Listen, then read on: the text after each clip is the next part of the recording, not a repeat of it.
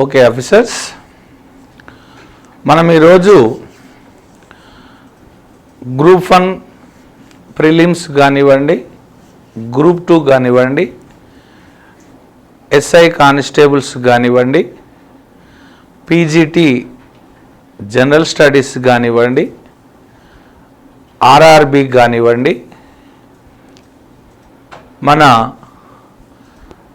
ఆంధ్రప్రదేశ్ తెలంగాణ రాష్ట్రాలలో జరుగుతున్నటువంటి అన్ని కాంపిటీటివ్ ఎగ్జామ్స్లో ప్రధాన పాత్ర వహిస్తున్నటువంటిది అంతరిక్ష విజ్ఞాన శాస్త్రం. ఈ అంతరిక్ష విజ్ఞాన శాస్త్రానికి సంబంధించిన అనేక అంశాల గురించి ఈరోజు మనం చర్చించబోతున్నాం. Today we are going to discuss about Indian space technology. From this category, 2 or more questions are coming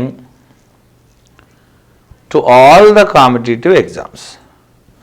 This space technology is useful to Group 1 aspirants, Group 2 aspirants, SI constable aspirants,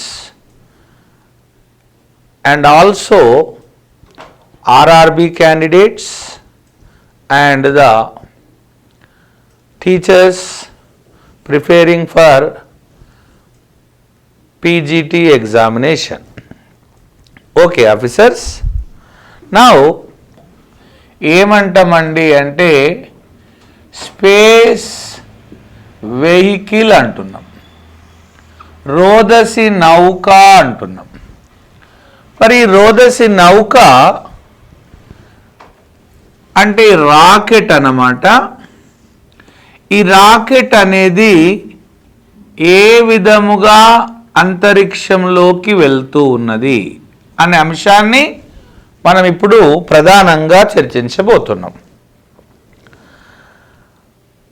officers, ఇది అంతరిక్షంలోకి వెళ్ళాలంటే దేనిని అధిగమిస్తుంది, దేనిని అధిగమించవలసినటువంటి అవసరం ఉంది అంటే first one, ఇక్కడ పనిచేస్తున్నటువంటి గురుత్వాకర్షణ బలాన్ని అధిగమించాలి. ఎట్ ద సేమ్ టైం ఈ గాలిలో ఉన్నటువంటి అవరోధ బలాలను అధిగమించి వెళ్ళాలి. కాబట్టి ఒక రాకెట్ అంతరిక్షంలోకి వెళ్ళాలంటే అది 2 బలాలను అధిగమిస్తూ పైకి వెళ్ళాలి. ఒకటి గురుత్వాకర్షణ బలాన్ని అధిగమిస్తూ పైకి వెళ్ళాలి. రెండవది గాలిలోని స్నిగ్ధతా బలాలను అధిగమిస్తూ వెళ్ళాలి. ఓకేనా officers? When the rocket is moving upward from the earth surface, it should overcome 2 forces. One is gravitational force, second one is air resistance forces. These are all called viscous forces in the air. Now, how it is crossing or overcoming the gravitational force? మరి గురుత్వాకర్షణ బలాలను ఏ విధంగా అధిగమిస్తుందో మనం ఒకసారి చూద్దాం. అయితే ఇందులోపట రాకెట్లో మనం తీసుకున్నట్లయితే ప్రధానమైనటువంటి భాగాలు తీసుకుందాం. దీన్ని కంబల్షన్ ఛాంబర్ అంటున్నాం. కంబల్షన్ ఛాంబర్ అంటున్నాం. దీన్ని ఫ్యూయల్ రూమ్ అంటున్నాం. దీన్ని ఆక్సిడైజర్ రూమ్ అంటున్నాం. ఓకే ఆఫీసర్స్, ఇది కంబల్షన్ రూమ్, ఇది ఇంధనపు గది, ఇది ఆక్సిడైజర్ గది. ఫ్యూయల్ ఏంటిది అంటే ఇప్పుడు మనకు కార్కు డీజిల్ కావచ్చు, పెట్రోల్ కావచ్చు, అలాగే రాకెట్కు అవసరమైనటువంటి ఫ్యూయల్ ఉంచుతాం. మరి దాన్ని మండించడానికి దేన్ని కలుపుతామో దాన్ని ఆక్సిడైజర్ అంటాం. ఈ రెండింటిని మనం కంబల్షన్ రూమ్లో కలుపుతాం. చూడండి, ఇక్కడ నుంచి ఆక్సిడైజర్ నుంచి మనం దీన్ని ఇక్కడికి ఆక్సిడైజర్ నుంచి మనం ఏం చేస్తున్నామంటే ఇక్కడ నుంచి ఆక్సిడైజర్ నుంచి మనం ఇక్కడికి కంబల్షన్ రూమ్లోకి ఆక్సిడైజర్ని పంపుతున్నాం. ఓకేనా, ఆక్సిడైజర్ ఇక్కడ నుంచి వస్తుంది. ఎట్ ద సేమ్ టైం ఇటు నుంచి మనకు ఫ్యూయల్ వచ్చేస్తుంది. ఇక్కడ ఏముందండి, ఫ్యూయల్ ఉన్నది, ఇక్కడ ఫ్యూయల్ ఉన్నది, ఇక్కడ ఆక్సిడైజర్ ఉన్నది. ఓకేనా, ఇక్కడ నుంచి ఆక్సిడైజర్ వచ్చింది, ఇక్కడ నుంచి ఫ్యూయల్ వచ్చింది అన్నమాట.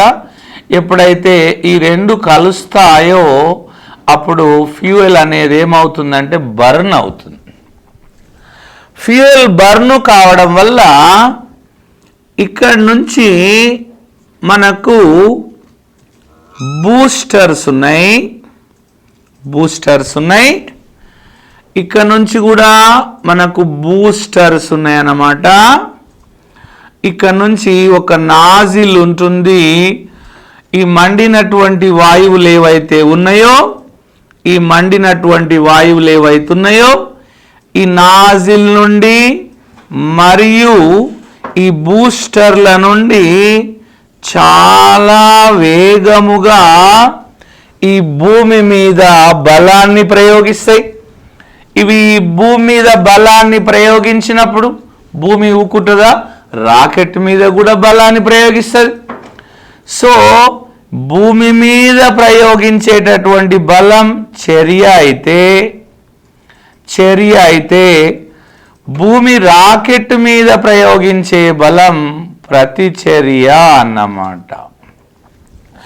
ఈ చర్య ప్రతిచర్యల ఆధారంగా రాకెట్ ఏమవుతుందండి అంటే పైకి వెళ్తుంది. The gases are applying some force on the earth. This is action. Earth is also applying some force on the rocket. This is reaction.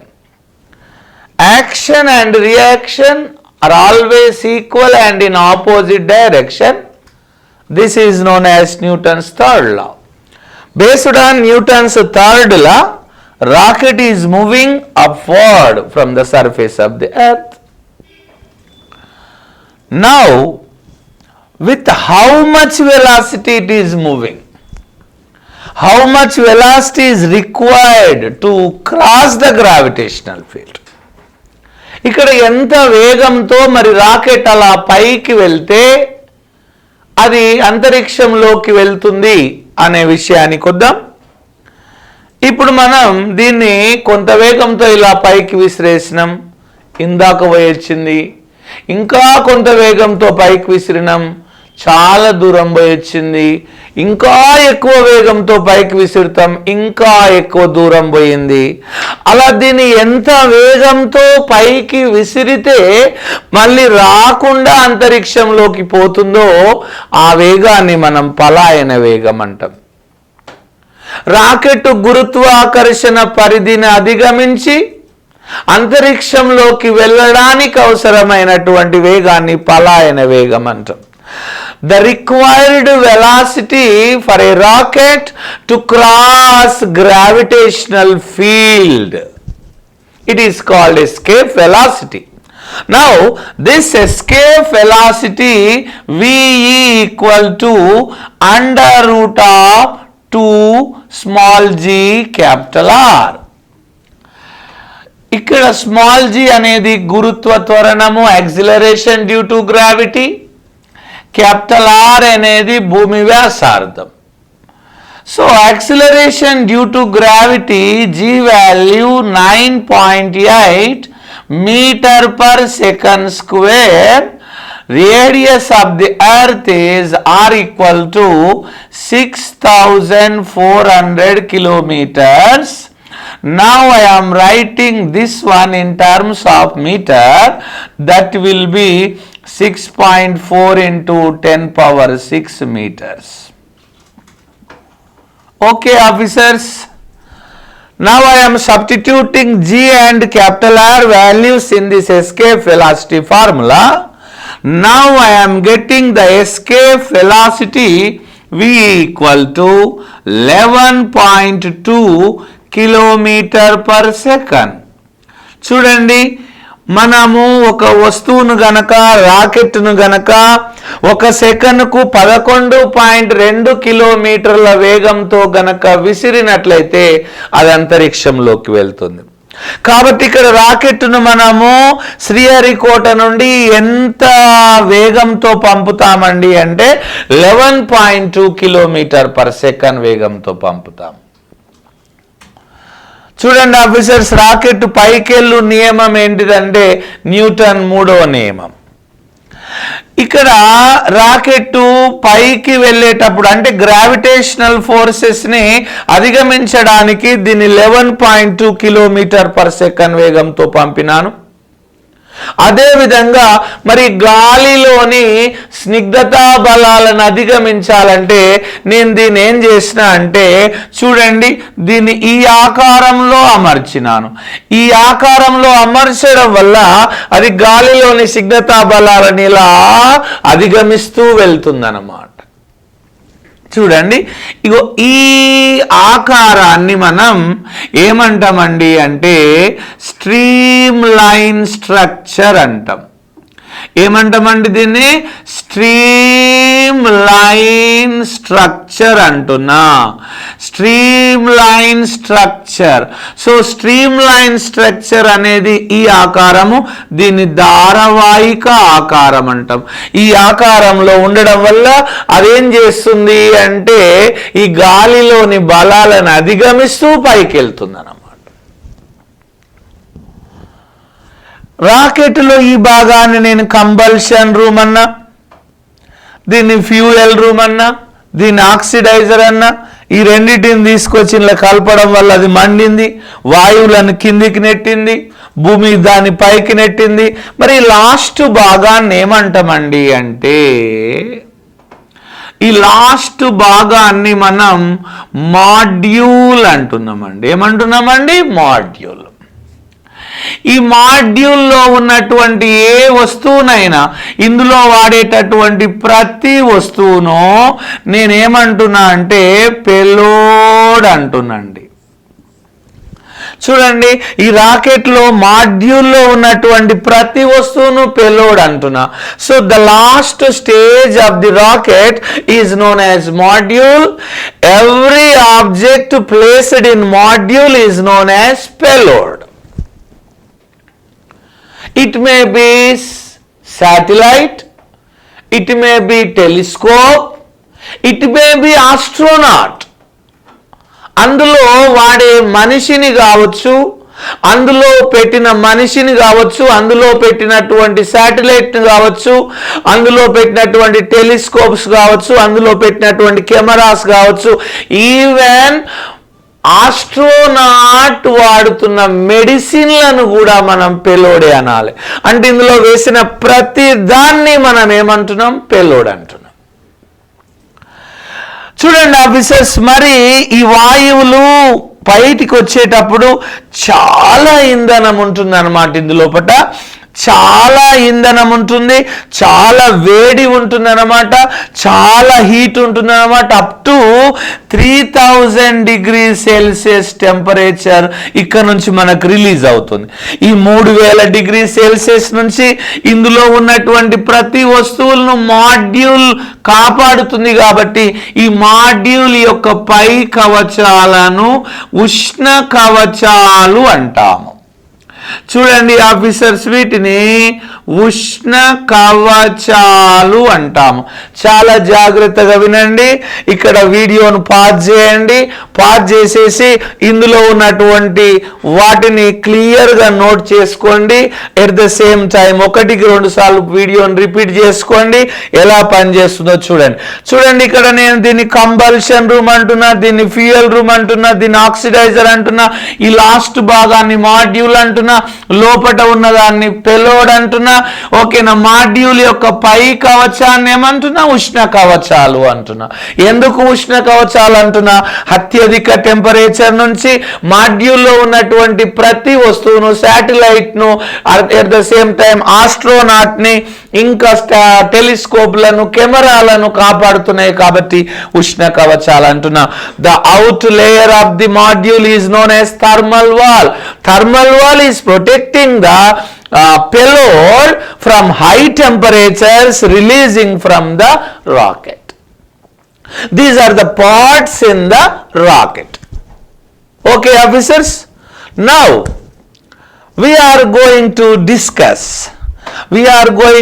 discuss how many space vehicles are there in our India.